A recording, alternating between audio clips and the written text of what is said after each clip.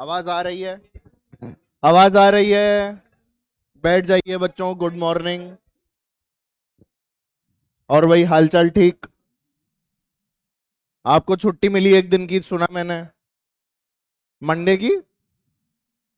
कल मेरी क्लास थोड़ी थी, तो छुट्टी मिल गई और क्या। ये कोई छुट्टी होती है क्या? मैं दिल्ली था। तो बढ़िया। अरे कुछ नहीं, मैं बाहर गया हुआ था। अरे ऑफिशियली भाई, अपने काम से नहीं गया था।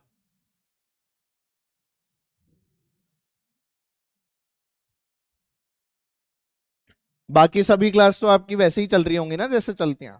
ठीक है, क्या दिक्कत है? अरे यार, कल मैं सुबह 5:30 बजे निकला वहां से, नोएडा से। वहां से निकले तो 1 बजे हम यहाँ पहुंचे। 1 बजे हम जब यहाँ पहुंचे तो 2 बजे से मेरा एग्जाम था। 2 से 5। कल का एग्जाम तो ऐसे दिया है मैंने, 10 मिनट लिखता फिर सो जाता 10 मिनट, फिर 10-15 मिनट लिखता, फिर आधा घंटा सो जाता। है? ऑनलाइन?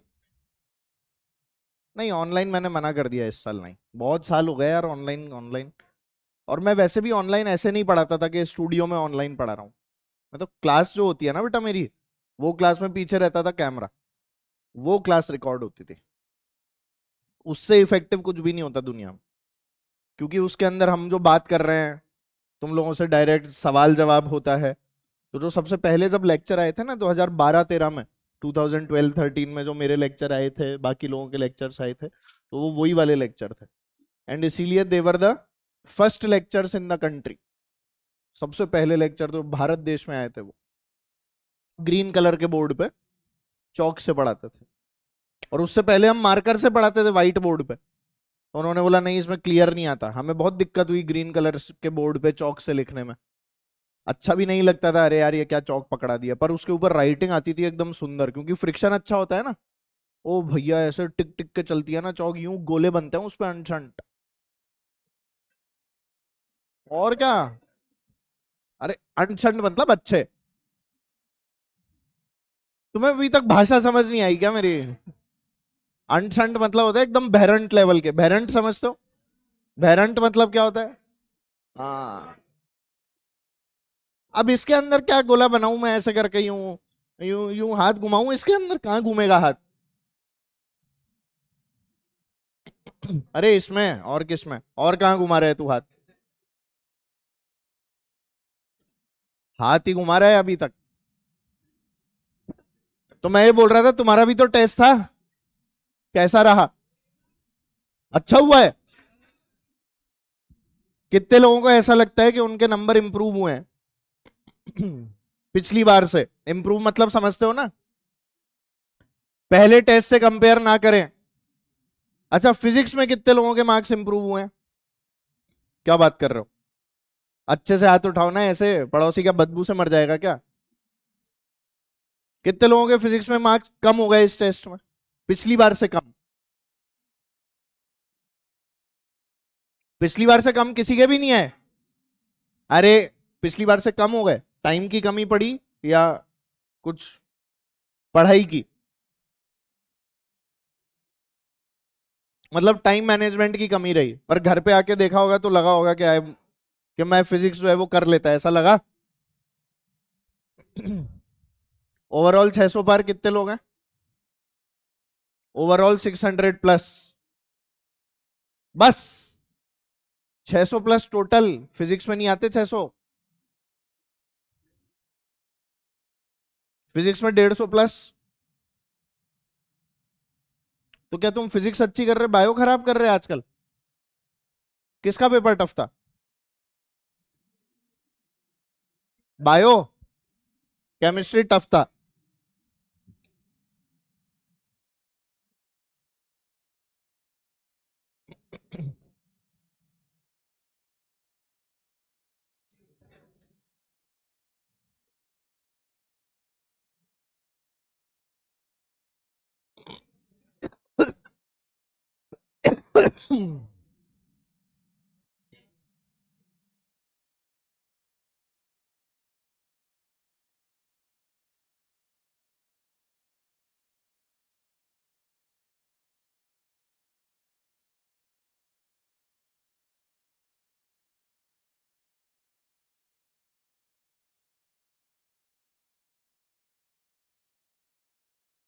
हाँ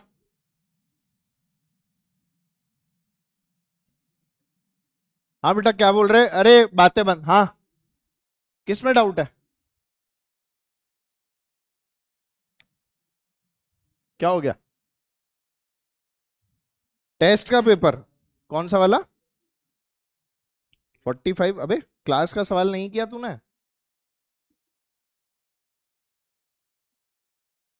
हाँ, string connecting mass 2m and m is cut, तो ये तो जी से गिर जाएगा। पर यही तो जी से गिरेगा, ये थोड़ी। चल मैं बताता हूँ जा। ये तो मैंने क्लास में करवाया था।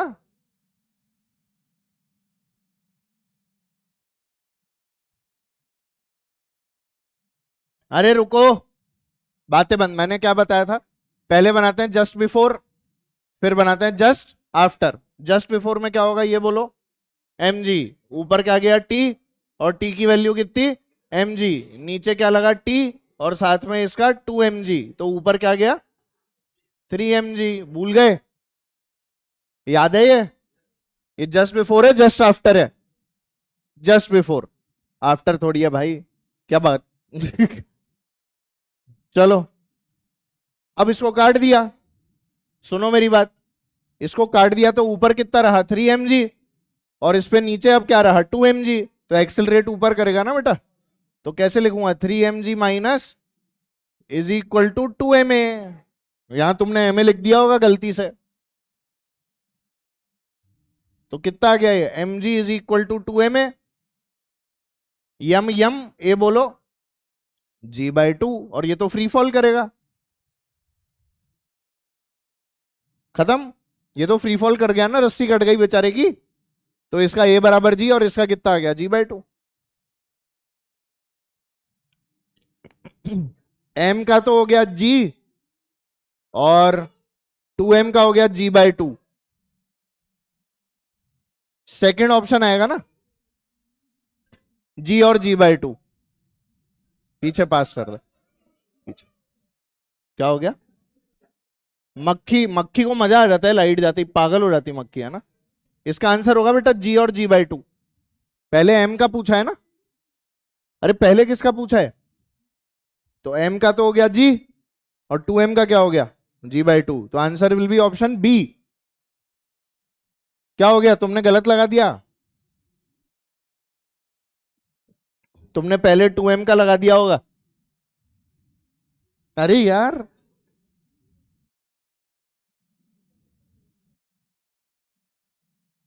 नहा के आओ तो भी ये हालत है साला, नहीं नहा के आओ तो भी यही हालत है। इससे तो नहीं नहा के आओ। अगली बार है ना, मैं आके यहाँ पर है ना, दो चाशनी की बूंद टपका दूंगा।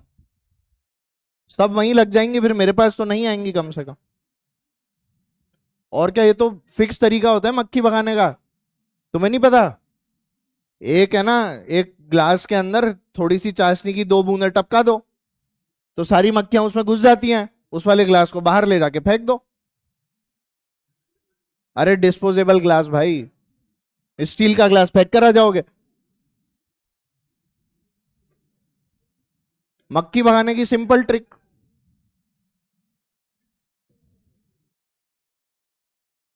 क्या हो गया?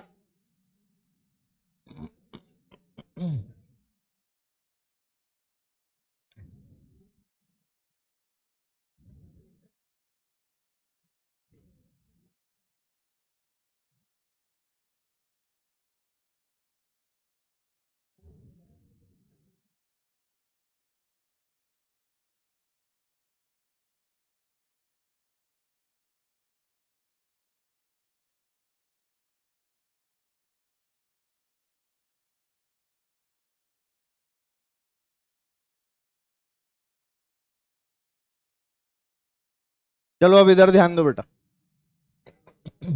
सबका ध्यान इधर, ध्यान दीजिए। क्या आपको दो कनेक्टेड बॉडीज दिख रही हैं? बेसिकली क्या हुआ है कि एक तो स्क्वायर प्लेट है, स्क्वायर प्लेट के आगे एक डिस्क जुड़ी हुई है।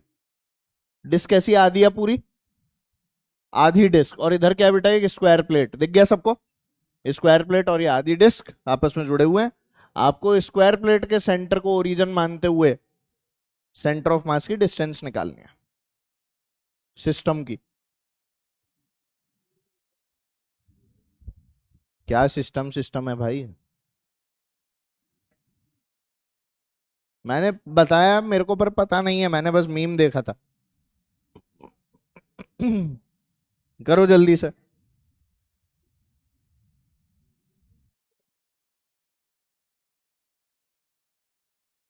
कहाँ है वो जो?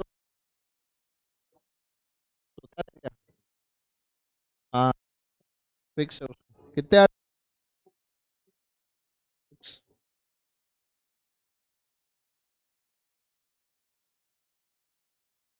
शर्म नहीं आ रही जरा भी?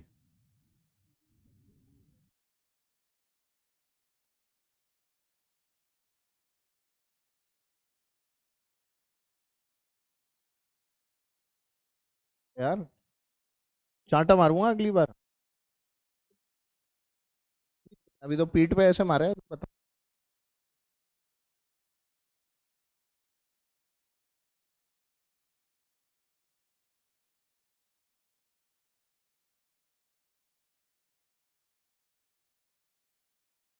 कितने थे पिछली बार?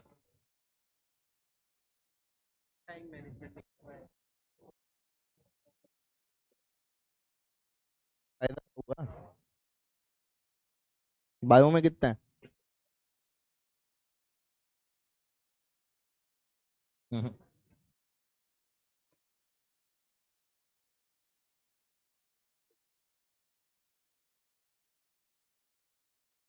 नंबर लिख अपने, कितना है यहाँ पे? क्यों?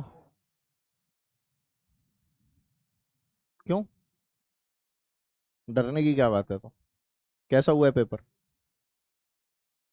पहले से अच्छा हुआ है तो जल्दी कैलकुलेट करना चाहिए था। चल ऐसे डरा मत कर। खुद ही को तो फेस करना पड़ेगा ना। तो फिर?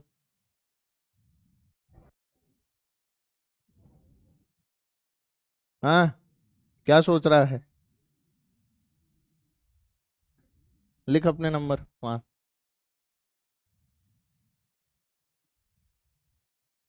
फिजिक्स में कितना है? बायो में?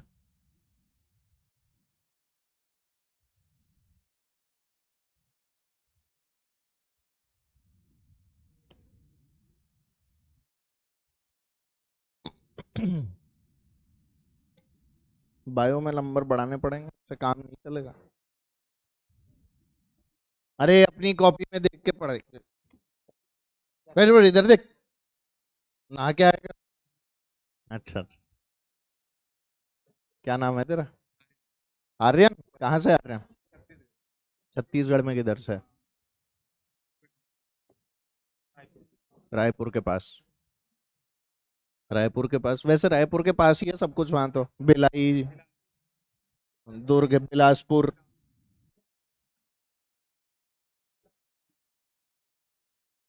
मैंने सुना है छत्तीसगढ़ में बहुत पैसे रहते हैं लोगों के पास। नहीं नहीं, सबके पास हो ऐसा कोई जरूरी नहीं है, पर मैंने सुना है ऐसा कि बहुत पैसे हैं लोगों के पास। माइंस का काम बहुत है वहां पे। कोयले का काम बहुत है ना? अरे वहां मेरी एक दोस्त रहती है, वो बहुत बहुत अमीर है, बहुत ज्यादा। हाँ तो क्या हो गया? वो भिलाई में। भिलाई में जितनी भी लापिनोज, मतलब पूरे छत्तीसगढ़ में जितना लापिनोज पिज्जा का नाम सुना है तुम? लापिनोज वो पिज्जा जो बड़े बड़े आते हैं, वो लापिनोज छत्तीसगढ़ में जितने भी हैं सब उसी के हैं। पूरे छत्तीसगढ़ के लापिनोज। मैंने बोला तू कोटा में डिस्काउंट दिला तब मानू। तो बोली अरे तू छत्तीसगढ़ आएगा तो मिल जाएगा। मैंने बोला कोटा में डिस्काउंट चाहिए अपने को, मैं पिज्जा खाने वहां आऊंगा। अब मैं घर से बाहर नहीं जाता पिज्जा खाने। पिज्जा खाता ही नहीं हूँ वैसे। तुम्हें पिज्जा अच्छा लगता है? तुम्हारे लिए मंगा दूं? चलो चलो आओ आओ, मुंगेरी लाल के सपने।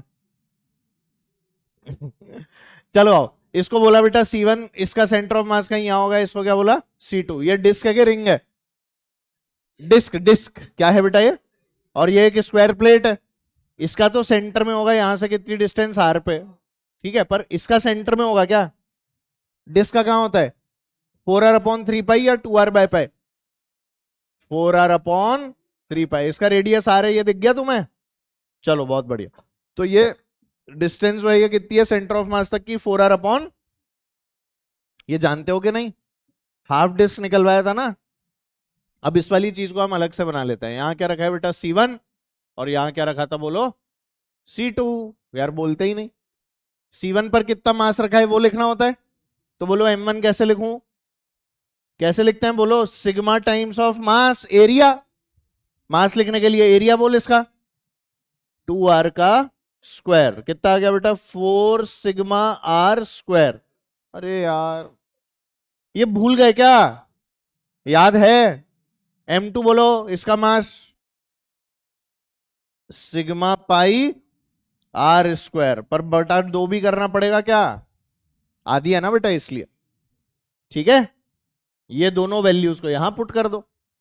यहां क्या रखा था बेटा? M1, और यहां क्या रखा था? M2। आया समझ? तो बोलो अब यहां C1 को ओरिजिन मानना है या C2 को?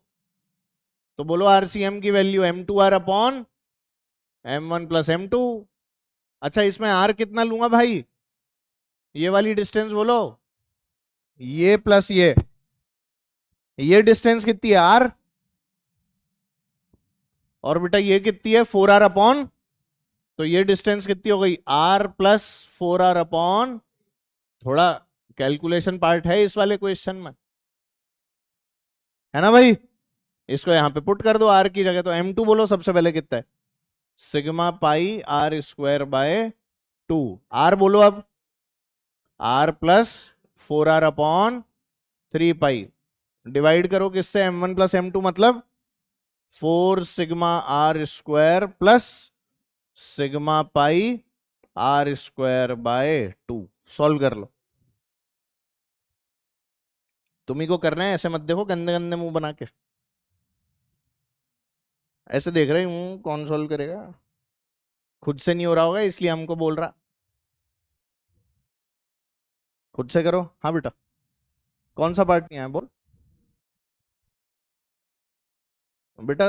इसका सेंटर R पर है, और इसका सेंटर ऑफ मास यहां से कितनी डिस्टेंस पे? ये वाली डिस्टेंस ये कितनी है? डिस्क का 4r/3 पे होता है, लास्ट क्लास में बताया था ना। तो इनके C1 C2 में डिस्टेंस कितना आ गया? R + 4r/3।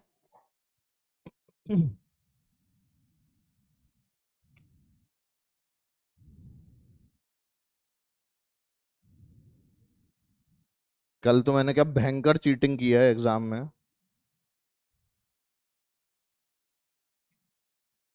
अरे पिछली बार तो बीवी पीछे थी, है ना? हाँ वही, इस बार मेरे साइड में थी।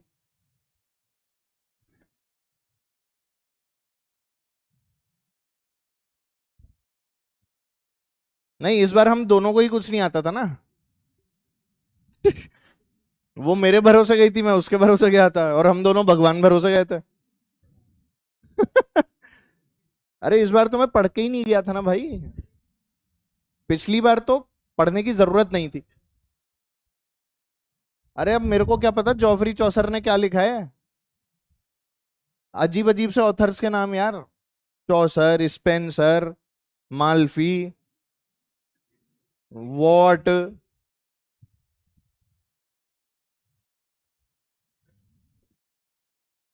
हर पेपर में तो एक आध एग्जाम्पल मैं न्यूटन साहब का दे आता हूं। इसमें भी दे दिया मैंने।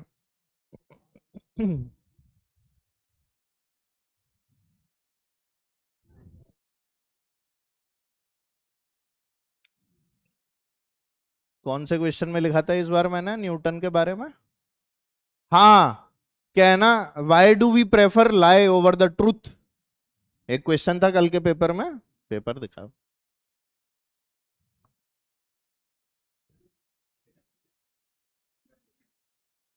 तो पेपर, अरे तो एग्जाम था तो पेपर नहीं मिलेगा? ये इतना सा नहीं है, इतना सा नहीं है भाई साहब ये। एक मिनट, क्या था? Why do people like the mixture of lie with the truth. सच के साथ में झूठ का मिश्रण लोगों को क्यों पसंद होता है? तो मैंने उसमें पता है कैसे समझा है? मैं तुम्हें नहीं बताता कि न्यूटन के सर पे कोई एप्पल गिरा नहीं था, बताया था ना मैंने। असली में न्यूटन के सर पे कोई एप्पल नहीं गिरा था, पर वो कहानी इंटरेस्टिंग लगती है तो सब सुनाते हैं। तो इसमें भी मैंने यही बोला कि ना न्यूटन के सर पे एप्पल गिरा था, ना उसने एप्पल खाया था, ना और कुछ किया था, पर तो भी हमें अच्छा लगता है न्यूटन की कहानी सुनाने में। इसीलिए we prefer lie with the truth. और इसको मैंने 2 पन्ने समझाया है। हाँ, I tell a story in which Newton is sitting under a tree. The tree is a banyan tree. हाँ, एकदम बनियान ट्री लिख कर आया हूं मैं। जब बैनियन ट्री से एप्पल गिरा के आया हूं, तुम तो ये सोचो।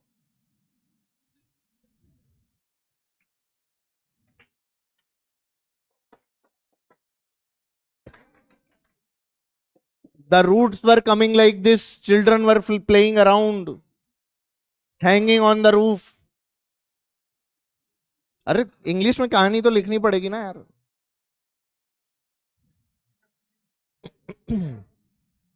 क्या हो गया?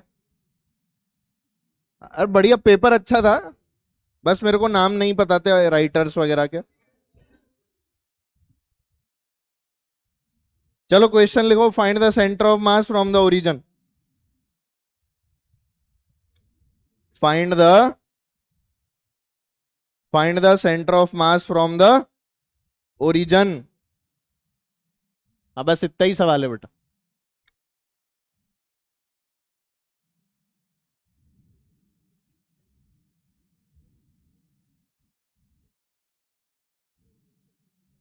करो। ये सॉलिड कोन है बेटा। कौन सा कोन है ये? सॉलिड कोन। इसका रेडियस जो है वो आप लोगों को दिया हुआ है बेटा आर। ऊपर एक सॉलिड स्फीयर है, दिस इज अ सॉलिड कोन, ठीक है। और ये एक स्फीयर, इसका रेडियस क्या दिया हुआ था आपको? आर। और ये टोटल हाइट आप लोगों को दे रखी थी बेटा 3r।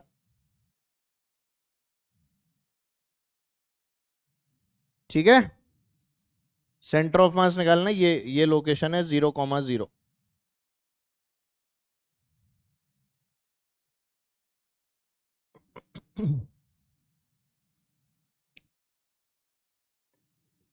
इसको 3r मत लो यार, 3r यहां तक लो। ये है बेटा 3r यहां तक, ठीक है। हाँ, अगर पूरे को मार्क करना है तो उसको 4r भी मार्क कर सकते हो, कोई दिक्कत। मिटाने की जरूरत नहीं है, उसको 4r ले लेना। जो मैंने ऊपर तक लिया था ना 3r, उसको 4r कर लो।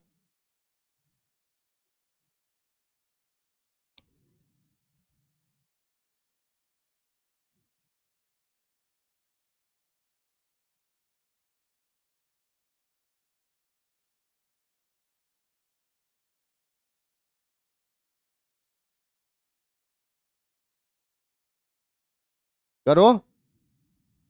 नहीं हो रहा?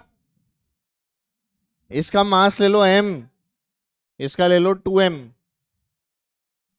मासेस भी दे दिए। करो, आसान बना दिया सवाल।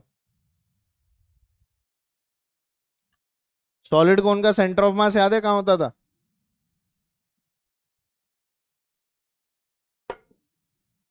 नीचे से h/4 है ना? याद नहीं है? मैंने लिखवाया था लास्ट क्लास में, पन्ने पलट। याद है ना?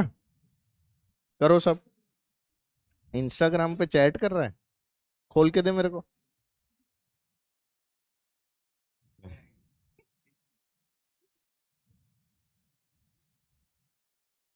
तेरा हैप्पी बर्थडे है तो मेरी चॉकलेट तो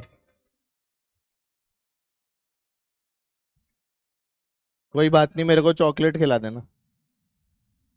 तुम्हारे हैप्पी बर्थडे होते हैं, तुम क्या चॉकलेट वॉकलेट नहीं खिलाते क्या मास्टरों को? चलो खिलाया करो। मेरा हैप्पी बर्थडे आया अभी तक? तो बस जब आएगा तब खा लेना। मेरा दिसंबर में आएगा, बहुत टाइम। हाँ, 19 दिसंबर। तब एकदम अपन भंडारा रखेंगे, चिंता मत कर। ये जहां गाड़ियां खड़ी होती है ना, वहीं पंगत लगवा देंगे अपन। दाल बाटी चूरमा। अब इधर क्वेश्चन करो, दाल बाटी चूरमा। हाँ, गट्टे की सब्जी और कढ़ी, और उसके साथ में फ्रूट क्रीम। क्या याद दिला दिया। और मैगी। तुम्हें बाफला पसंद है कि बाटी? बाकी लोग लोग सोच रहे हैं कैसी बातें कर रहा है ये, बाटी। कभी खिलाएंगे तब पता लग जाएगा, अब आ जाओ। चलो सवाल आंसर बोलो। अच्छा आपस में बातें नहीं, और तू हैप्पी बर्थडे के रिप्लाई बाद में दे देना। हाँ, फोटो भी देख ली थी मैंने एक।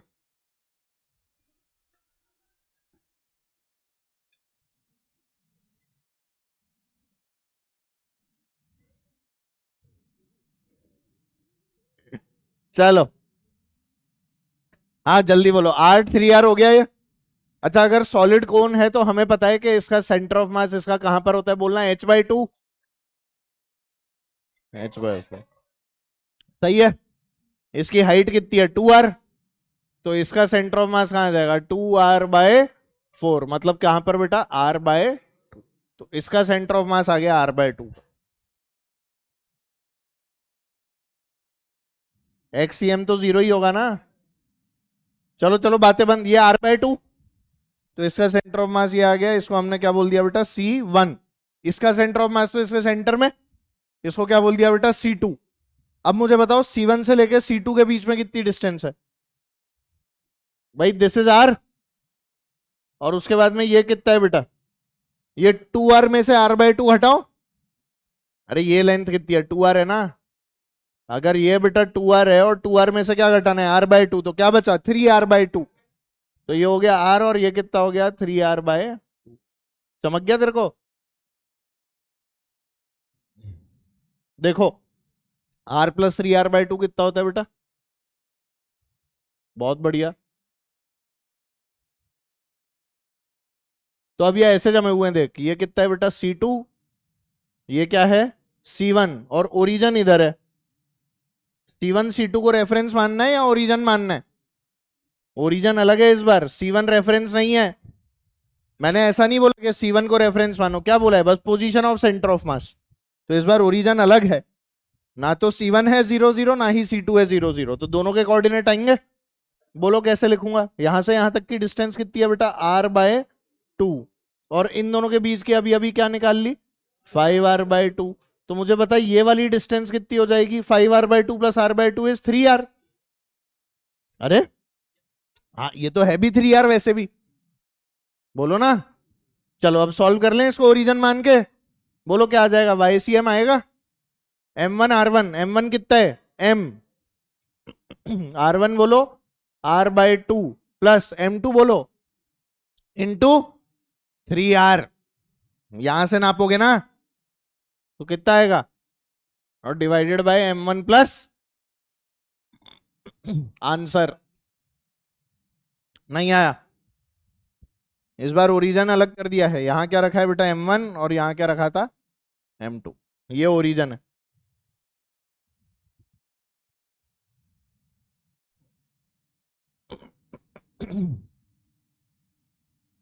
कितना रहे, सॉल्व ही नहीं किया अभी तक, जल्दी बताओ कितना रहे। R/2, R/, कर लो बेटा सॉल्व कर लो, आराम से कर लो, पता नहीं क्या ही निकाल के दे रहे हैं।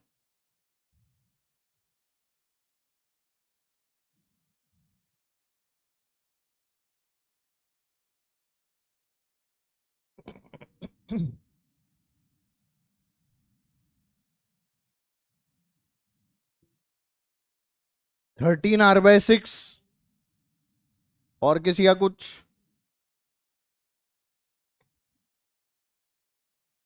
(13R/6)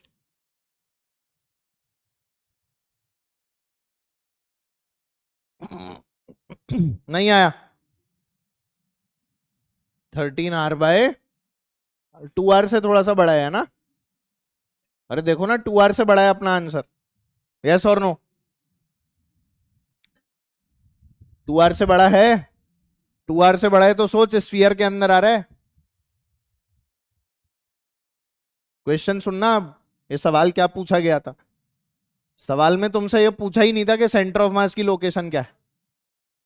पता है सवाल में क्या पूछा था, कि इन दोनों का जो सेंटर ऑफ मास है वो कौन से ऑब्जेक्ट में लाई कर रहा है, whether it lies in the sphere और it lies in the cone. तो आंसर क्या था भाई? 2r से बड़ा आ रहा है ना आंसर। अगर 2r से बड़ा है तो ये डिस्टेंस तो पार कर गया ना, तो कहीं यहां होगा। सोचो। नहीं आया समझ? बहुत खतरनाक चीज है अपने आप में। अब लोगों को क्या लगता है, अरे ये कौन तो इतना लंबा है, इसी में आएगा दोनों का सेंटर ऑफ मास तो। और उसका मास भी तो रहता है, देखो 2m है। नहीं देखा तुम्हें? अभी ये 2m से और बड़ा कर देता तो और पास आ जाता है इसका, और पास और पास और पास आता रहता। हाँ। क्या? हैवियर मास की तरफ तो होता है बेटा, पर वो आपके मासेस कैसे हैं इस पर भी तो डिपेंड करता है। यहाँ वेरिएबल मास का सिस्टम है बेटा। ऐसा मास थोड़ी है कि एक m1 ऐसे और एक m2 ऐसे रख दिया, उनके बीच में हमने ऐसे डिस्टेंस निकाल ली। तो यहाँ एक बार में फील आती है तो ये थोड़ी ना आती है कि स्फीयर में लाया करेगा, बोल। अपने आप आ जाती है क्या ये फील? एक बार तो ऐसा ही लगेगा ना कि यार ये बहुत बड़ी डिस्टेंस है तो कहीं यहां आता होगा। मुझे तो ऐसा ही लगता, मैं अगर होता तो स्टूडेंट। पर हाँ मतलब सॉल्व करने पर ही पता लगता है कि 13r/6 है आंसर। अरे कुछ समझ में आ रहा है? इस क्वेश्चन को जेई एडवांस ने पता है कैसे पूछा था? उन्होंने ऐसे 3 पॉइंट मार्क कर दिया, एक पॉइंट इधर मार्क कर दिया, एक पॉइंट इधर मार्क कर दिया, एक पॉइंट इधर मार्क कर दिया, और बोलो इन 3 पॉइंट्स में से कौन से पॉइंट पर सेंटर ऑफ मास होने की पॉसिबिलिटी है। तो उन्होंने भी इसी क्वेश्चन को पूछा पर अलग तरह से पूछा। तो आप सोचो, अगर तो इस सवाल में बहुत सारी वेरिएबल हम लोग बना सकते हैं। ठीक है, चलो अगला करते हैं।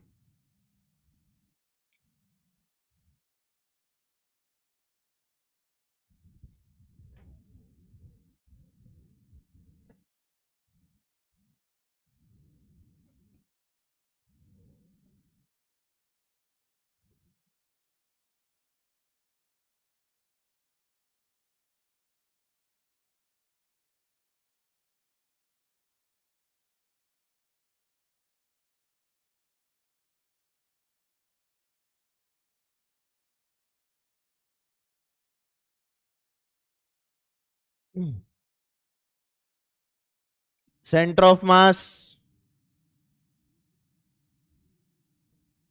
दो रॉड है बेटा M, L वाली। सेंटर ऑफ मास निकालिए।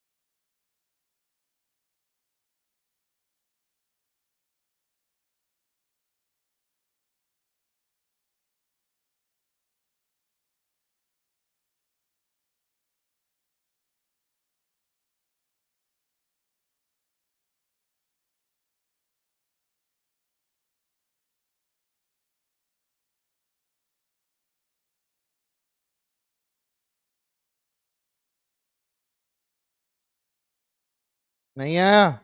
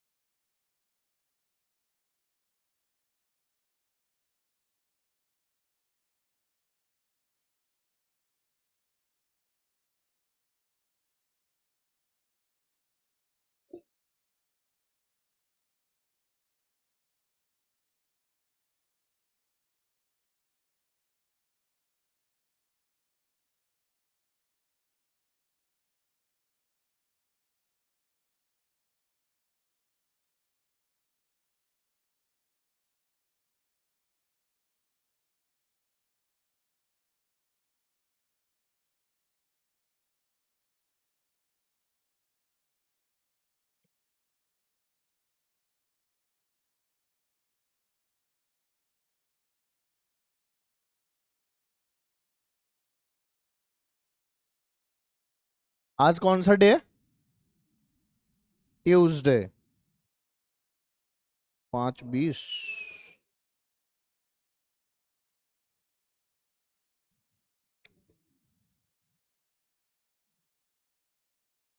हाँ भाई हुआ। क्या आया? L/4 L/4 नहीं आया यार। इस वाली रॉड का सेंटर ऑफ मास इसके सेंटर में है। ये डिस्टेंस यहां से कितनी होगी बोलो? आपस में आते बंद।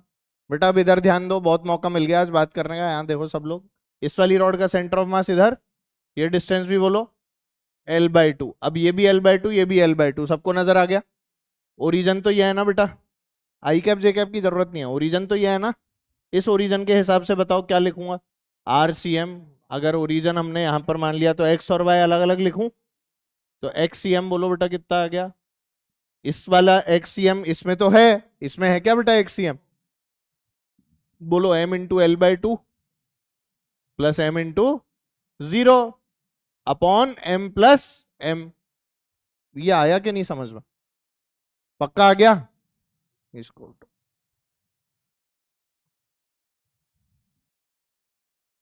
हाँ ये आ गया समझ में? चलो YCM बताओ। M×0 प्लस M×L/2 अपॉन कितना बेटा? M+M। क्या सेम आया? ये कितना आ गया? L/4। और ये भी कितना आ गया? नहीं आया समझ? इसका सेंटर ऑफ मास आउटसाइड है। L/4 कहाँ होगा? कहीं यहां होगा, देख L/4 ये रहा और L/4 ये रहा, यहां होगा कहीं। सोचो तो सही भाई, L/4 यहां नहीं होगा क्या? तो ये है वो लोकेशन जहां सेंटर ऑफ मास आया, L/4 समझ में आ गई ना बात? अब ये क्वेश्चन आता है ना इसके, तो हमसे चमकता नहीं है, कैसे होगा ये? ये जो लाइन ज्वाइनिंग होती है ना बेटा, इस लाइन ज्वाइनिंग के ऊपर ही सेंटर ऑफ मास लाया करती है। इन दोनों के सेंटर ऑफ मास को जोड़ लो, बोलो। अगर हम ध्यान से देखें तो इनका सेंटर ऑफ मास जो जोड़ूंगा बेटा, उसी लाइन पर तो लाया करना चाहिए ना ये। तो ये कैसे चेक करूंगा कि उस लाइन पे लाया कर रहा है कि नहीं? है? अरे ये कैसे चेक करूं कि इस लाइन पे लाया कर रहा है कि नहीं? लाइन की इक्वेशन लिख लो। इस लाइन की इक्वेशन क्या होगी, नहीं लिखवा सकता? ये L/2 ये L/2 ये इंटरसेप्ट है। मैं क्वेश्चन करने का इजी तरीका बता रहा हूं, ध्यान देना। लाइन की इक्वेशन कैसे लिखनी है बताओ? ये बराबर तो एंगल 45 डिग्री आएगा। इसकी स्लोप पॉजिटिव है या नेगेटिव है? Negative slope. यार नजर नहीं आया तुम्हें? Negative slope. अच्छा बोल, तो इक्वेशन क्या आएगी बता? y कितना है? y is equal to m बोल -1, x बोलो। अरे x की वैल्यू x और y एक्सेस है ना, और प्लस c कितना है? L/2। तो मेरी इक्वेशन क्या है? y is equal to -x plus L/2। ये इक्वेशन है। अब इस वाली इक्वेशन की तरफ ध्यान से अगर देखो, और x और y की वैल्यू L/4 पुट कर दो। क्या पुट कर दो?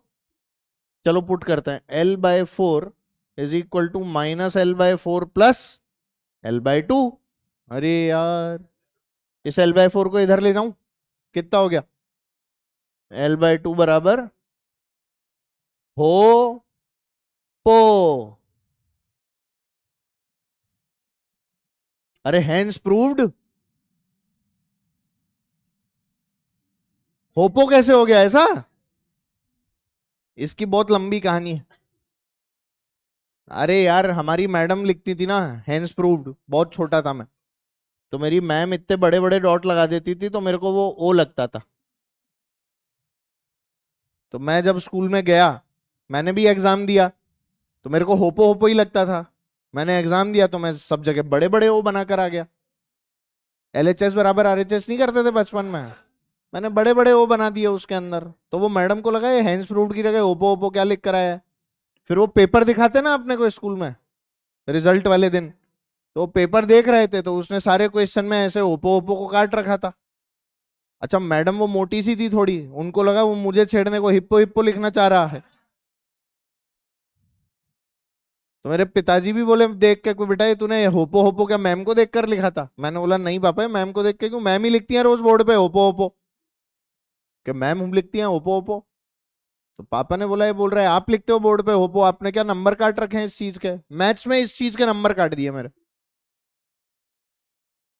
अरे भाई 6 नंबर कटे थे मेरे जीवन में पहली बार गणित में। हैं? अच्छा विमेन, ओ, वो स्त्री है कुछ भी कर सकती है। हैं, वो स्त्री है कुछ भी करवा भी सकती है। तो हुआ यही सच्चाई है।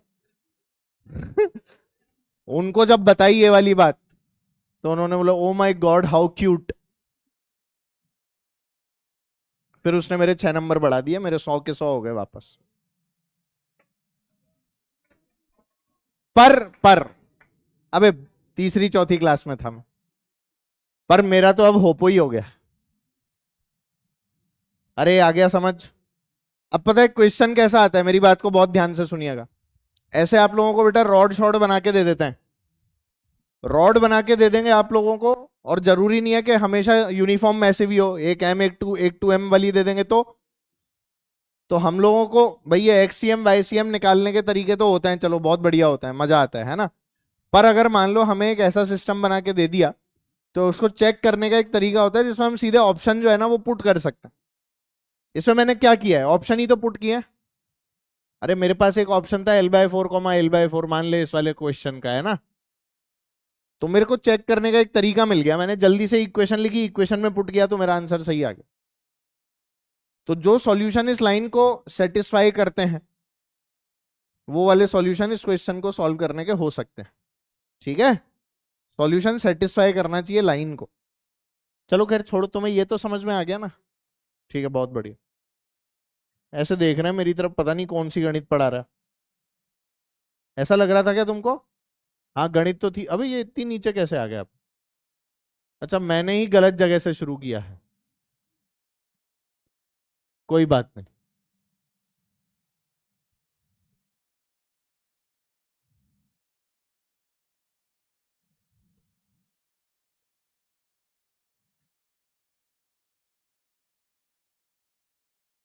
चलो ये वाला करो।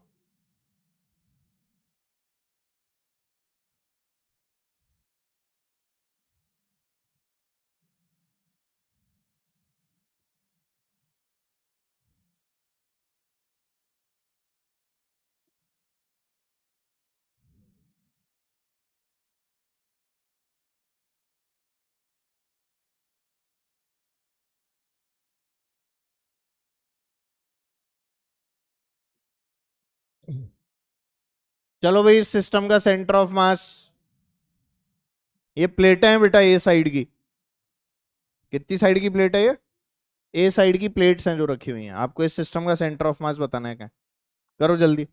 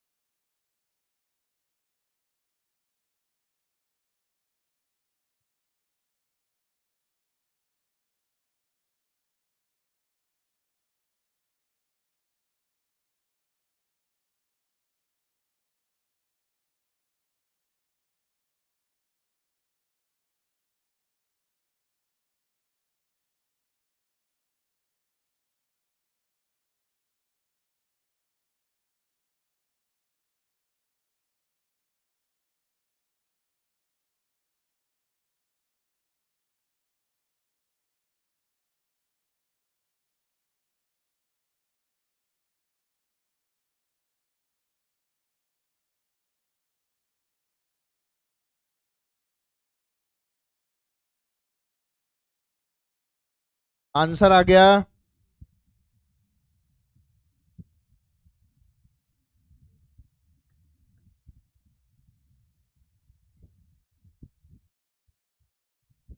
नहीं आया? चलो मैं करूं। आंसर बताओ तुम्हारा क्या आया? तुम्हारा आंसर तो बोलो।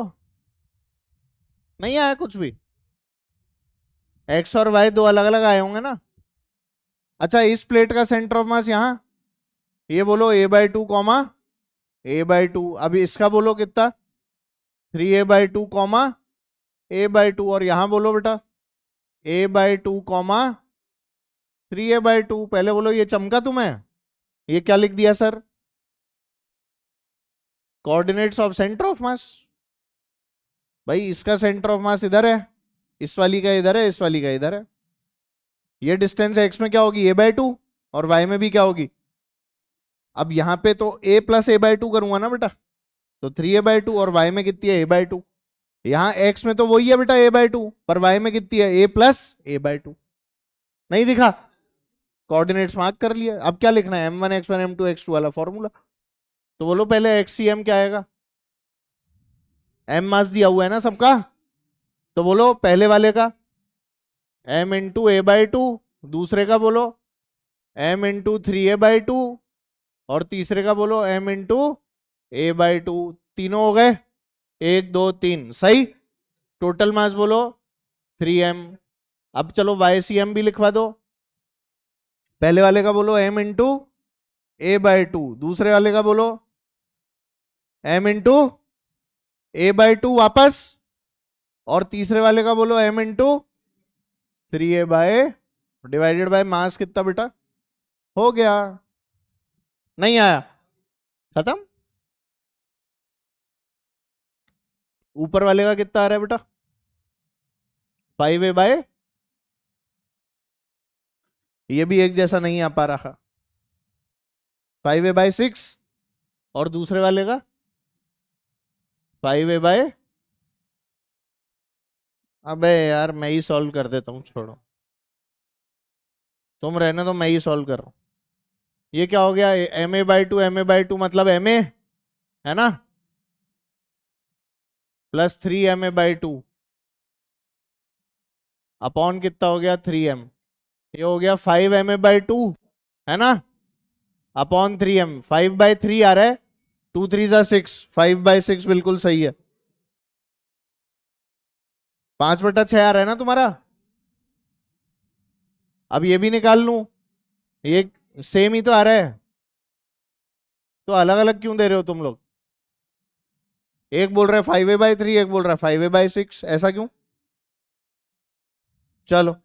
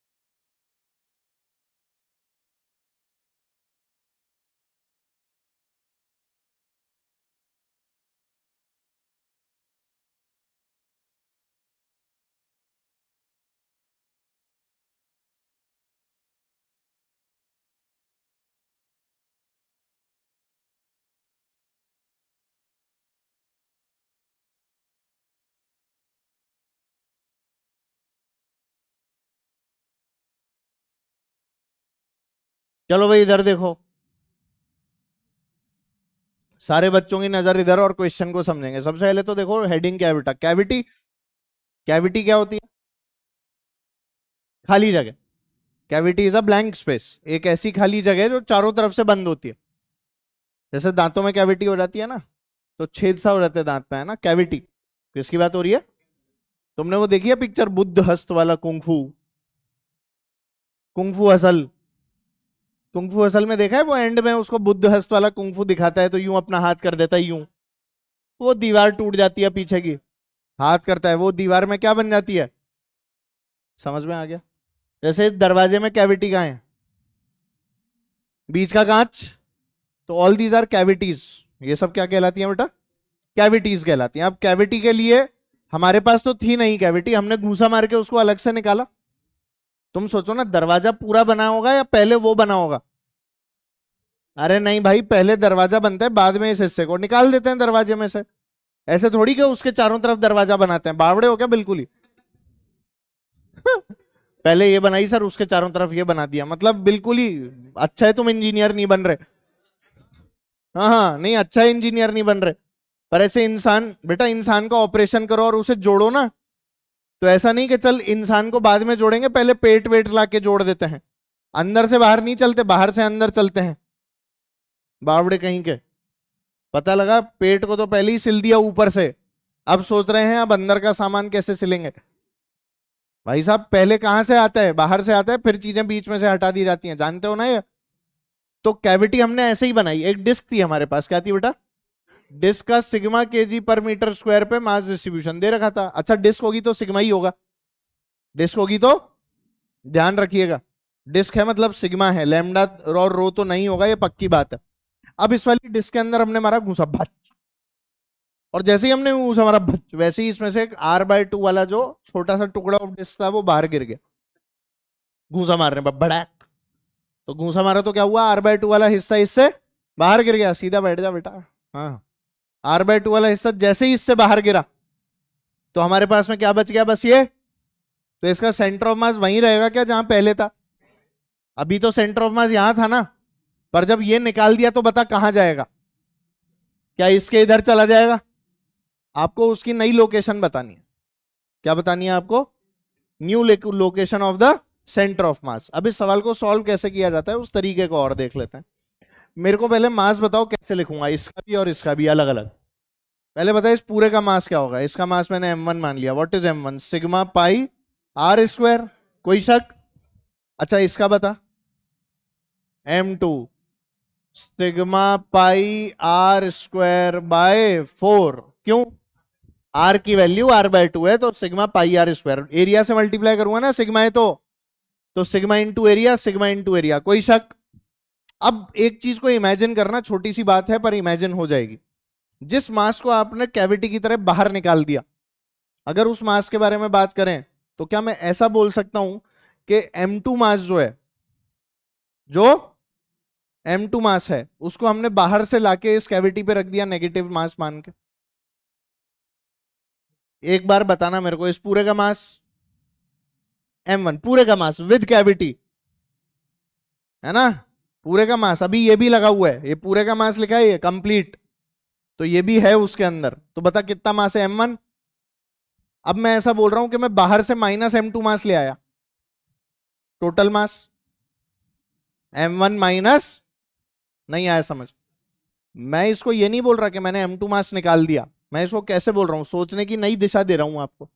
मैं बोल रहा हूं कि बाहर से माइनस m2 मास लाके इस पे रख दिया। तुम ये बताओ कि अगर m1 में से m2 निकालोगे तो क्या बचेगा? वेरी गुड, बहुत अच्छे लोग हो तुम लोग। m1 में से m2 निकालोगे तो क्या बचेगा? जोर से बोलो ना, ये कोई गलत बात थोड़ी बोल रहे हो। m1 में से m2 निकालोगे तो क्या बचेगा, m1। अब मैं इसको अलग तरह से बोलना चाह रहा हूं, सुनना। m1 मास था, उस पर बाहर से माइनस m2 लाके रख दिया, उस पर बाहर से माइनस m2 लाके रख दिया। अब क्या बचा, m1 माइनस, यहां नेगेटिव मास का कंसेप्ट काम में लेता है बोलने के लिए, होता नहीं है नेगेटिव मास, पर उससे क्या होता है, हमें यह लगता है कि भाई इसका सेंटर ऑफ मास तो कहां था, C1 पे, और जो बाहर से लाया ये माइनस m2, इसका सेंटर ऑफ मास कहां था, C2 पे। तो m2 लिखूं या माइनस m2 लिखूं? अब C1 C2 के बीच की डिस्टेंस बोलो।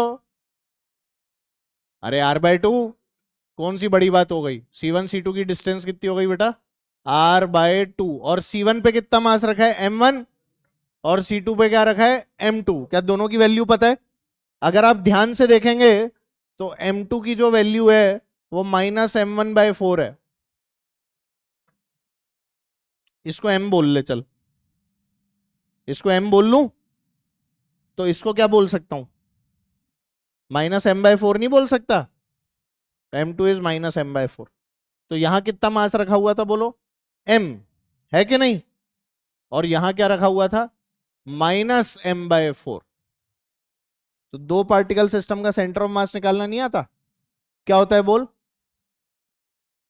RCM बोलना, m2r/, m1 + m2, C1 को कोऑर्डिनेट मान ले 0, बोल क्या लिखूंगा, m2 बोलो -m/4, r बोलो r/2 अपॉन m1 + m2 मतलब m-m/4, कितना आ गया बता, ये हो गया -mr/8 बोलना, और नीचे क्या हो गया 3m/4। यार तेरे को आ ही नहीं रहा, आ रहा है समझ में, 4 से क्या बेटा 2 बार, और m से m, आंसर बोल -3r/, कितना रहे, हाँ 2 3 6 हो जाएगा, तो -r/6। -r/6 का मतलब अगर ये ओरिजन माना था तो इसके पीछे ही आएगा, r/6 पीछे।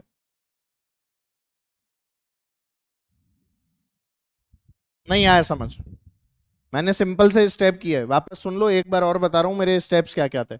पहला स्टेप क्या था, मैंने बोला नेगेटिव मास रखा हुआ है, मैंने क्या बोला, और फिर मैंने ये बोला कि दोनों के मास लिख लो। इसका मास लिखना आता है क्या, मास लिखना सबको आता है क्या, m1 m2 लिखने में कोई भी शक। अब इन स्पाइट ऑफ सेइंग कि मैंने m2 मास निकाल दिया, मैंने क्या बोला, मैं m2 मास बाहर से ले आया पर माइनस साइन के साथ, असल में माइन नेगेटिव मास होता, हमने कंसेप्ट बना दिया जबरदस्ती का सीखने के लिए, ठीक है। तो पहले भी नेट मास m1 - m2 हो रहा था, अभी भी क्या हो रहा है, m1 - m2, ये हमारी तरफ से कंसेप्ट क्रिएटेड है। तो हमने बोला कि इधर तो पूरा रखा था, इसका सेंटर ऑफ मास C1 पे, और यहां जिसको लाके रखा उसका सेंटर ऑफ मास C2 पे, C1 C2 के बीच की डिस्टेंस r/2। ध्यान से देखते रहना, एक एक स्टेप समझ में आएगा। क्या m1 की वैल्यू को m मान लिया था, सिग्मा पाई r², और इसका रिलेशन निकाल लिया हमने, तो m2 क्या माना बेटा, -m/4। तुम्हें ये दिख गया ना कि ये m1 है, देखो, तो ये हो गया बेटा -m/4, इधर क्या हो गया m। अब इसको ओरिजिन मानते हुए क्या मैं सेंटर ऑफ मास की वैल्यू लिख सकता हूं, क्या सेंटर ऑफ मास अपने आप ही नेगेटिव आ गया, आना भी चाहिए था, आ गया। सिंपल प्रोसेस है, जिसको निकाला उसको क्या मान लो, लेकर आए हो, पर उसका साइन क्या रखो,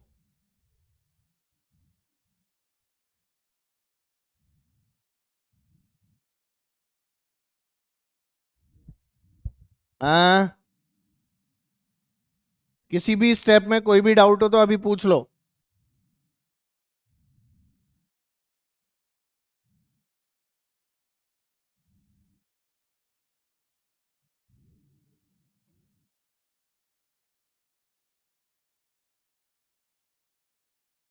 आ गया समझ,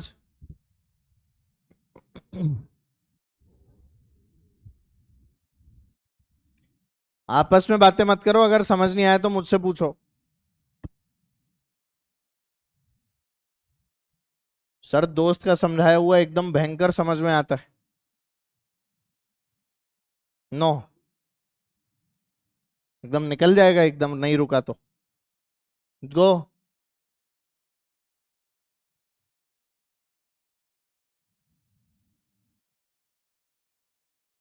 चलें आगे, बहुत बढ़िया, आओ।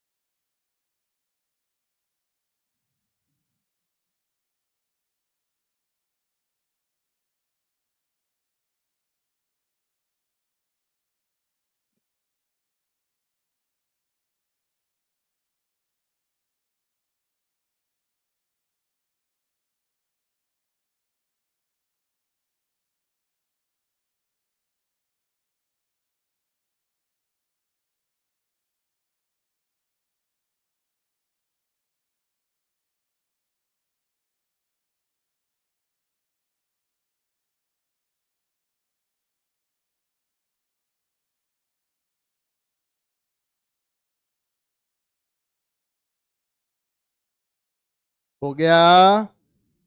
बहुत बढ़िया, आओ चलें आगे।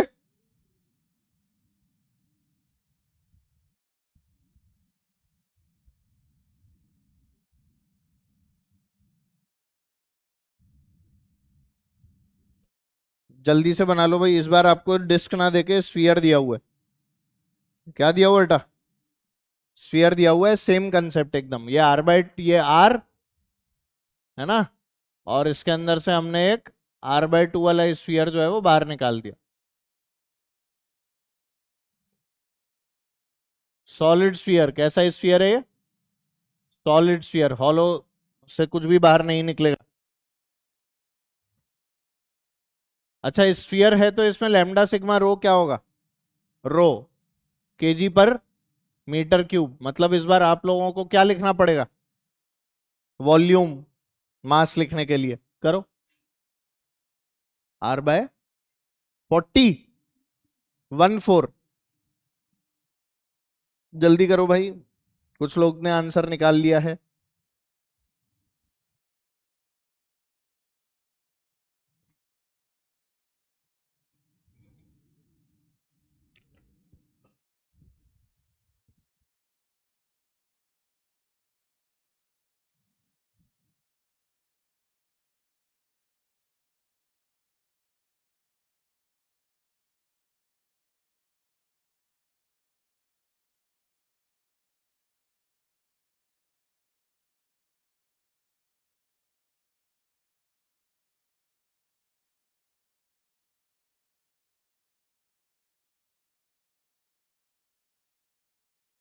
नहीं आया? चलो मैं करवाऊं। अच्छा, इसका मास तो लिखवा दो मेरे को, m1 rho into 4/3 pi r cube. पक्का? अच्छा, इसका लिखवा दो -m2 या m2? Minus of what? Rho into 4/3 pi r cube. इसका r बोलो, R/2 का क्यूब। अच्छा, इसका रिलेशन दिख गया तुम्हें m1 m2 का? m1 को अगर मैं क्या बोल दूं बेटा, m, तो m2 कितना है? m/8, ये दिख गया? पक्का? r के प्रोपोर्शनल होता है ना वॉल्यूम, तो यहां तो सीधे r³ है, और यहां कितना है? r³/8। बाकी सब तो सेम ही है। इसको खोल के लिखेगा तो क्या लिखेगा? रो इंटू 4/3 पाई r³/8। ये वाली टर्म देखो m1 है कि नहीं? तो इसीलिए इसकी वैल्यू क्या हो गई? -m/8। कोई शक? अब लिख लो दोनों की पोजीशंस, खत्म। C1 C2, ये C1 हो गया, और इधर क्या हो गया बेटा? C2। दोनों के बीच की डिस्टेंस बताओ, R/2। खत्म। C1 पे रखा था m, और यहां क्या रखा है बेटा? -m/8। C1 को ओरिजिन मानते हुए क्या फॉर्मूला लिखूंगा बोलो? m2r/m1 + m2। अबे बोला करो, दूसरी क्लास के अंदर 600 नंबर से ऊपर कम से कम आधी क्लास है, और मैं किसी दूसरे बड़े बड़े बैचों की बात नहीं कर रहा, नॉर्मल बैच की बात कर रहा हूं। आधी आधी क्लास जो है वो 600 के ऊपर है। आज सुबह जब पूछा तो पता लगा मेरे को, यहाँ होश ही नहीं है। 600, 6 ही नहीं छुआ सर हमने। पहला डिजिट के 6 आ जाए हमारा, कभी ऐसा हुआ ही नहीं। लास्ट में कई बार 6 देखा है, 106, 56। माइनस में भी देखना पड़ रहा है, इतने बुरे दिन आ गए। तो XCM बताओ बेटा क्या आ गया? m2r मतलब -m/8। r की वैल्यू बेटा R/2 divided by m1 + m2, मतलब m - m/8 कितना हो जाएगा? 7m/8। इसे सॉल्व कर लो, कितना आ गया बेटा? m तो सारे कट ही जाएंगे, हमारे पास आ जाएगा -r/16 अपॉन कितना बेटा? 7/8। 8 2 = 16, तो कितना आ गया? -r/14। नहीं आया तुम्हें?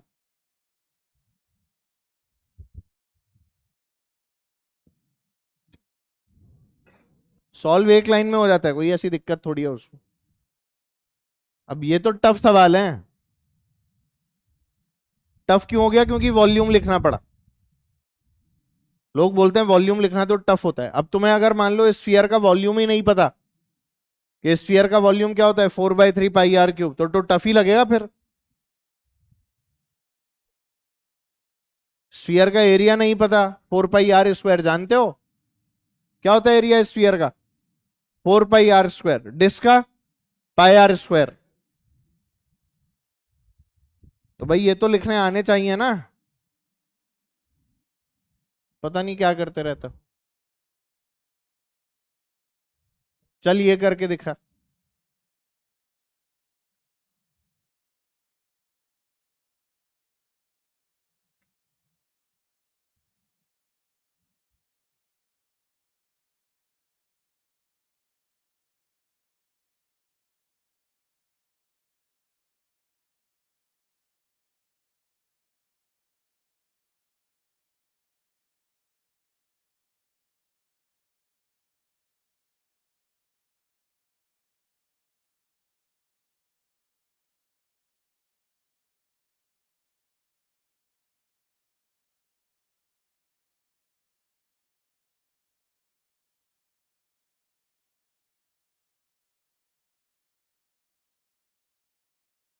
चलो करो।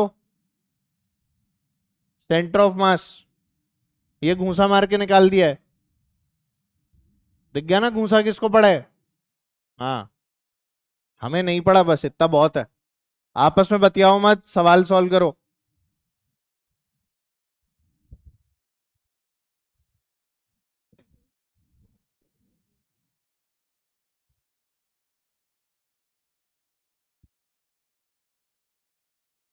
हाँ जी। हाँ,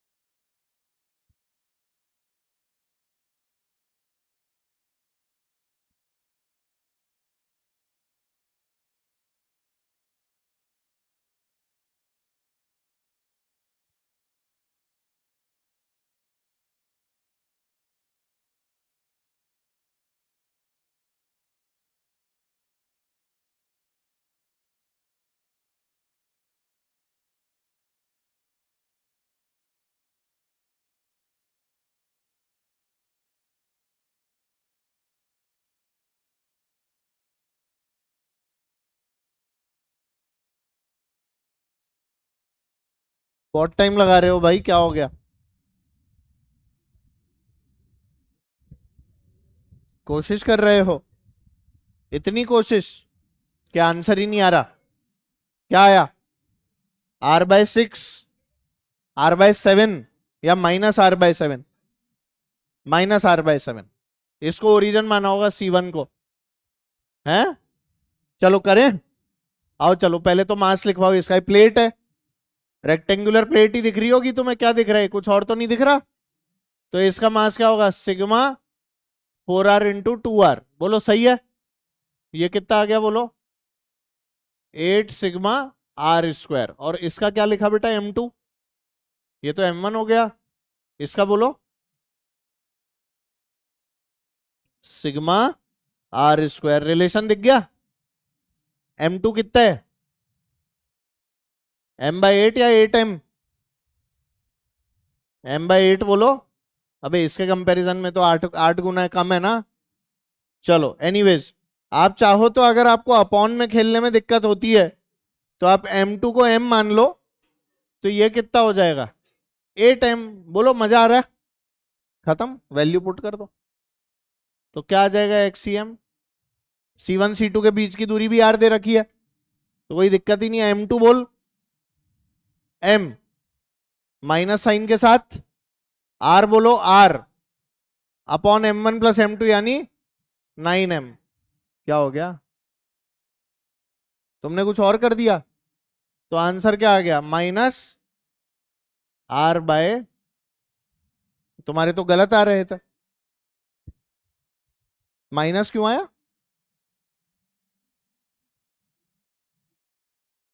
7m आए। अरे मैंने टोटल मास जोड़ के लिख दिया, तो माइनस r बाय 7 आएगा, है ना? तुम्हारा तो r बाय 8 आ रहा था, 7.5 आ रहा था। अच्छा अच्छा, आ गया बेटा आंसर। चलो आगे बढ़ा जाए।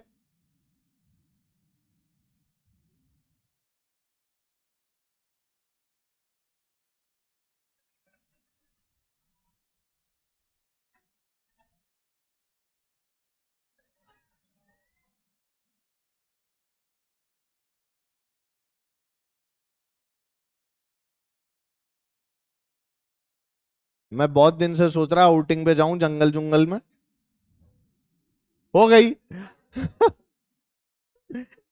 बढ़िया फील आ गई मेरे को, पैसे बच गए, फिर तुमने तो और बढ़िया आवाजें निकाल दी। इतनी बढ़िया बढ़िया आवाजें जंगल में भी कहाँ सुनने को मिलती हैं। तो तुम लोगों ने तो हर जानवर की कमी पूरी कर दी। जिन जानवरों से मिलने मेरे को अफ्रीका जाना पड़ता वो भी यहीं थे,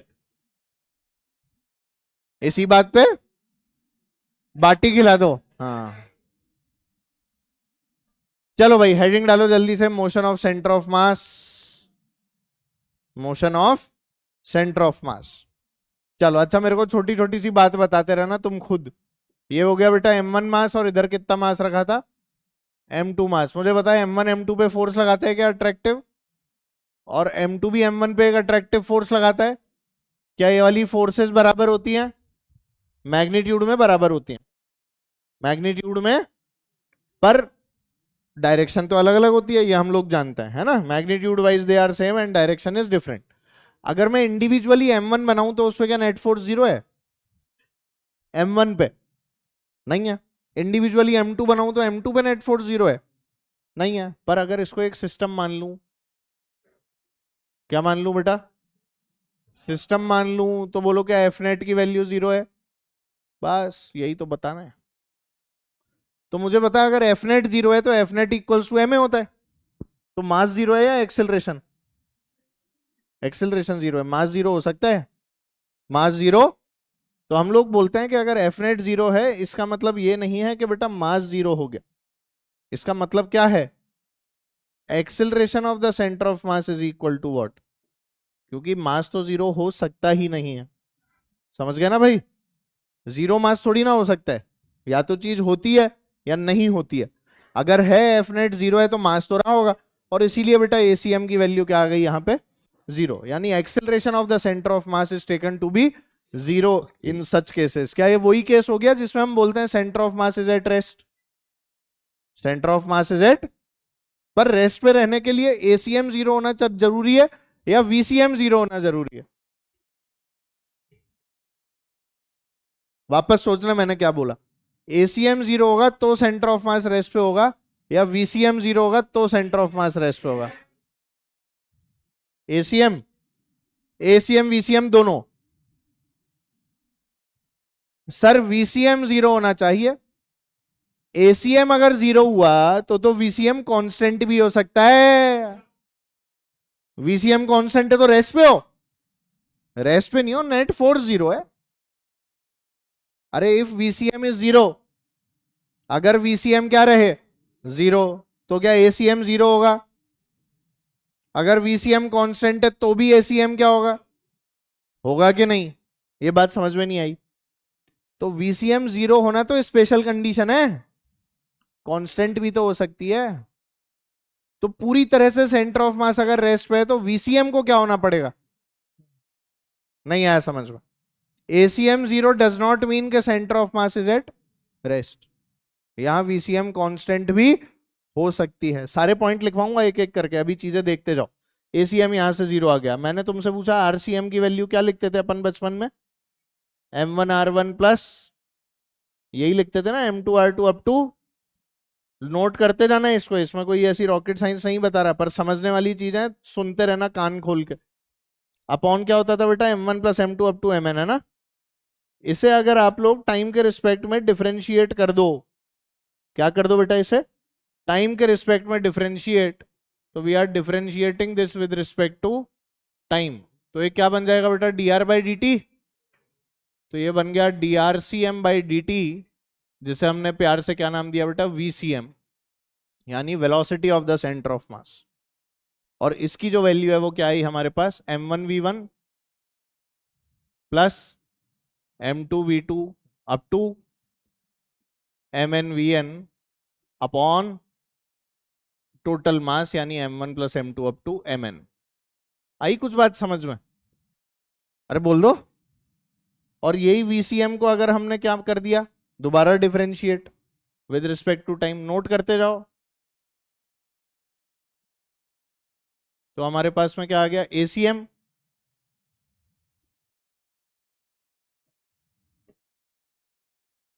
और उसकी वैल्यू क्या हो जाएगी बेटा?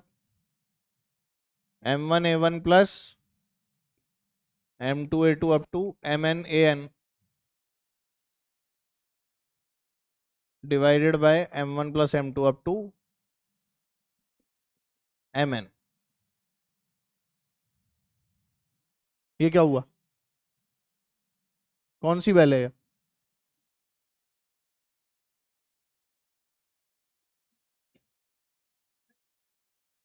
क्लास खत्म हो गई?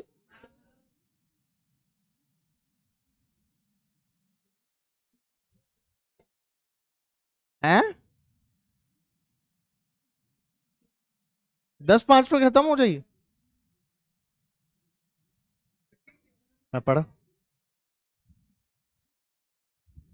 बहुत जल्दी खत्म हो गई बे। तुमको भी ऐसे ही लग रहा है? 9 से। सर अपनी फीलिंग हमें मत दिखाओ, फालतू है ना।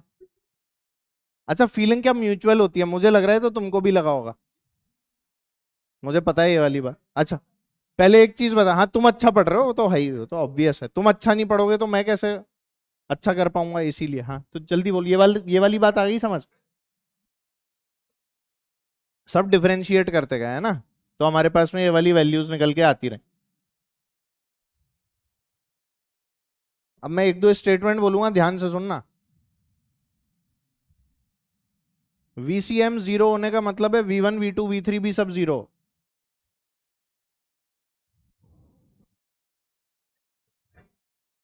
VCM 0 है मतलब V1 V2 V3 सब 0 होनी चाहिए। कैसी बातें कर रहे हो? ये तो कुछ भी हो सकती है ना वैल्यू। मान ले एक एक 1 किलो के ब्लॉक हैं, इसकी वेलोसिटी +5 है, इसकी -5 है, तो 0 नहीं आ जाएगा? तो फिर VCM 0 है, पर V1 V2 0 है क्या? हो भी सकता है, नहीं भी हो सकता।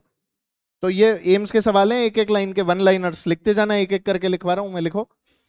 VCM 0 does not mean, VCM is equal to 0 does not mean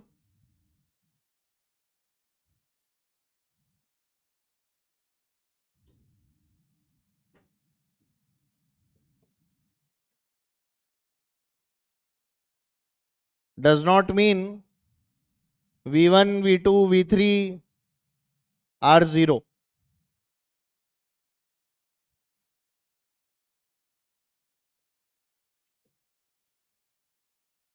ठीक है बेटा, मैंने शॉर्ट में लिखा है यहां पे, जिससे बोर्ड पे लिखा रहे। तो VCM 0 डज नॉट मीन के V1 V2 V3 are 0, they may B 0, वो 0 हो सकते हैं, पर ऐसा कोई जरूरी नहीं है। ठीक है, अगला पॉइंट। अच्छा, जैसे मैं जो बात VCM के लिए बोल रहा हूं, क्या सेम बात ACM के लिए भी बोल सकता हूं? तो क्या ACM 0 डज नॉट मीन के A1 A2 A3 0 हो? बोलो ना यार। तो क्या मे बी 0 वाली कंडीशन यहां भी लग जाएगी? एसीएम अगर आपने जीरो कर दिया तो इसका मतलब क्या A1 A2 A3 जीरो होने चाहिए? नहीं, उनका तो नेट रिजल्ट जीरो है। अलग अलग डायरेक्शन वाले कैंसिल भी तो हो सकते हैं आपस में, तो they may be zero also. नहीं समझ में आया? अगली लाइन में VCM is equal to zero means that centre of mass is at rest. ये एकदम पक्का है। VCM is equal to 0 means that center of mass is at rest. VCM is equal to 0 means that center of mass is at rest. और बेटा ये अगर आपका ACM 0 है, अगर ACM क्या है, तो दो कंडीशंस राइज करती हैं, या तो VCM 0 हो या क्या हो, कांस्टेंट। तो मैं इसके अंदर वो वाली बात बोल रहा हूं जिसके अंदर VCM क्या बोल रहा हूं, कांस्टेंट। तो अगला स्टार बना के लिखो कि भाई VCM हम लोगों ने क्या ले ली बच्चों, कांस्टेंट ले ली। तो अगर मैं VCM कांस्टेंट ले लेता हूं, इसका क्या मतलब हुआ बता भाई, M1V1 plus M2V2 up to MNVN is equal to क्या बेटा, एक कांस्टेंट क्वांटिटी। अरे बोलना, यही तो कंजर्वेशन का लॉ है, law of conservation of linear momentum. देखना, अबे नीचे जो मास लिखे थे वो तो कांस्टेंट ही है ना, तो वो मास को कांस्टेंट से मल्टीप्लाई करेगा तो कांस्टेंट नहीं आएगा क्या? तो ऊपर ऊपर का बचा लिया मैंने। नहीं आया समझ? तो VCM कांस्टेंट का मतलब ये होता है कि M1V1 plus M2V2 up to MNVN is constant, और इसी को हम लोग क्या बोलते हैं, law of conservation of linear momentum. Momentum is conserved, सुना होगा ना। इसी टर्म को हम लोग मोमेंटम बोलते थे, अगर तुम्हें याद आ रहा हो तो।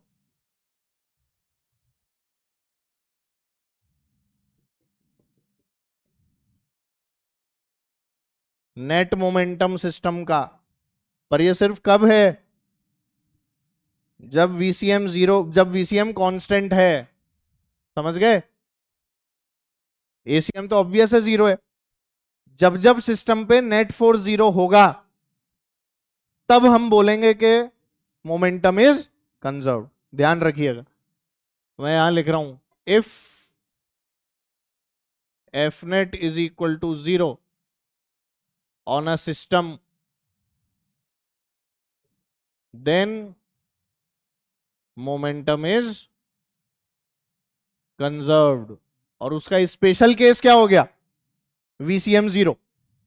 यहां तो VCM कांस्टेंट लिए ना, तो इसी का स्पेशल केस क्या बन गया, जब VCM भी क्या हो जाए बेटा, जीरो हो जाए। अगर VCM ही जीरो हो गई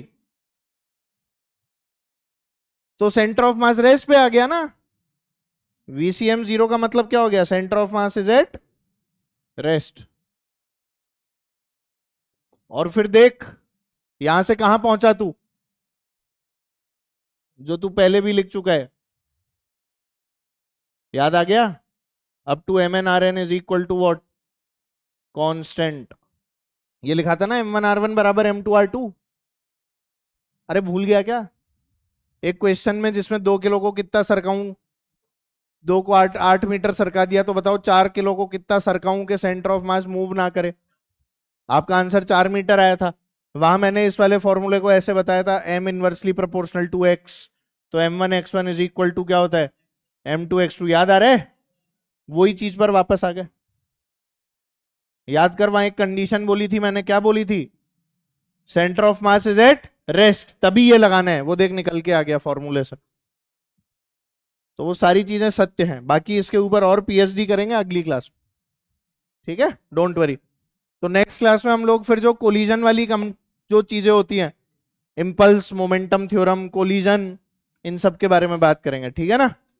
तो बढ़िया एकदम नहा धो के मस्त तैयार होके आना, कल की क्लास बहुत इंपॉर्टेंट है ना। और जो WPE का काम दे रखा है, वो क्या क्या दे रखा है,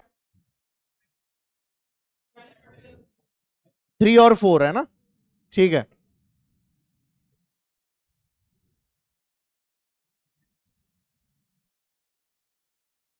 चलो बाय बोलो।